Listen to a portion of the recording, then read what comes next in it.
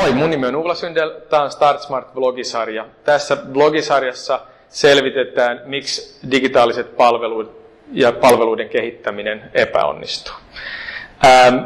Me ollaan siis selvitetty, että ensimmäinen syy on vision puute. Toinen syy on ihan selvästi se, että niin sanotusti tuotekehittäminen aloitetaan liian aikaisin.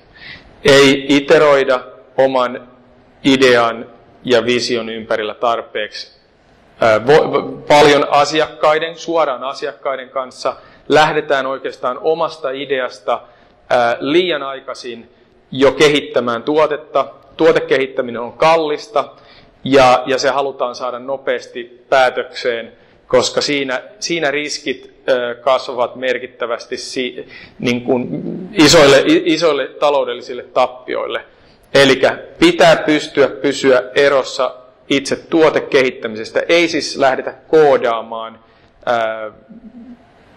riviäkään ennen kuin on pystytty validoimaan ja löytämään ihan selkeä asiakastarve ja oikeastaan niin kuin liiketoimintamalli, eli tällainen, mistä tässä Start Smartissa puhutaan, business model design-prosessi ennen tuotekehittämistä ja mielellään vielä sen tuotekehittämisen alkupäässä, mutta vielä niin, että siitä tuotekehittämisestä voidaan pakittaa kokonaan pois, jos nähdään, että sille on tarvetta ja se omat niin sanotut arvaukset, hypoteesit sen asiakkaan tarpeesta, markkinoiden tilasta eivät täsmää.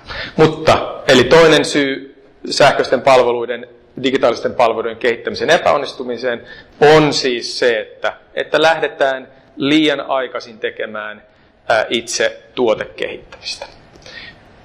Tämä on Start Smart blogisarja. Mun nimi on Ulla Syndel. Moi!